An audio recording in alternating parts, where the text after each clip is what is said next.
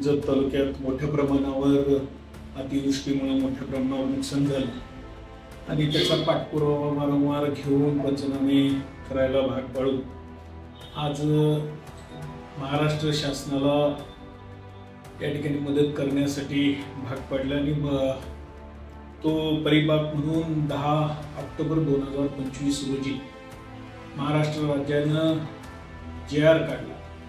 त्या JR मध्ये सर्व जे अतिवृष्टी झालेले तालुके त्या तालुक्यात प्रामुख्यानं जत तालुक्याचा बी समाविष्ट आहे आणि मंडलाच्या नियमानुसार 63 मिलीमीटर पाऊस व्हायला पाहिजे आणि त्यानुसार ती भरपाई या ठिकाणी मिळाली पाहिजे।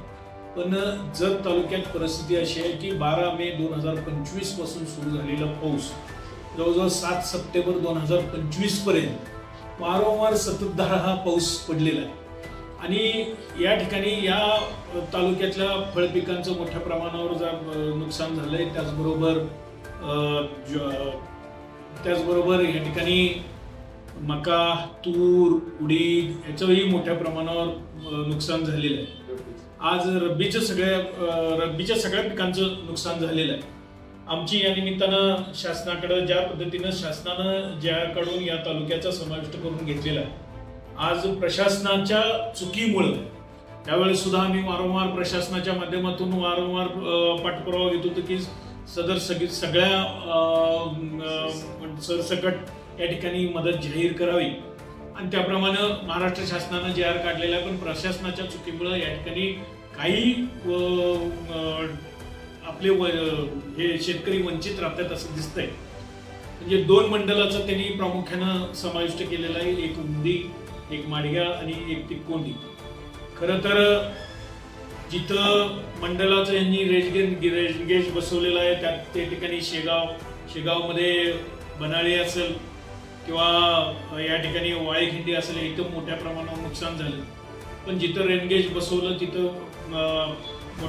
कमी प्रमाणात पाऊस पडल्यामुळे तिथं त्या गावांचा समावेश केलेला नाहीये। त्याचबरोबर कुंभारी सुद्धा मंडलात सुद्धा हीच परिस्थिती आहे। ज्याप्रमाणे हिवर या ठिकाणी मोठ्या प्रमाणावर नुकसान झालं त्याच पद्धतीनं बिरुळ मंडलात सुद्धा हीच परिस्थिती आहे। बिरुळमध्ये थोडाफार पाऊस कमी पडला असेल पण बिरुळ, बस्सरगी, त्याच्यानंतर उगवाड, वज्रवाड या सिंदूर, उमराणी या ठिकाणी मोठ्या प्रमाणावर नुकसान झालेलं आहे फळपिका असो रब्बीची पिका असू दे।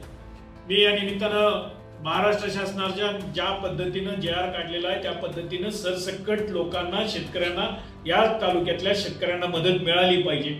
जर ती मदत प्रशासनाच्या चुकीमुळे जर मिळाली नसेल तर येणाऱ्या काळात मोठ्या प्रमाणावर आंदोलन करून या ठिकाणी कलेक्टर साहेबांना या ठिकाणी मोठा भाग पाडले जाईल आणि सरसकट आम्हाला या तालुक्यातल्या शेतकऱ्यांना जे काही नुकसान भरपाई झालेली आहे ती मिळाली पाहिजे हीच आमची या निमित्तानं अपेक्षा।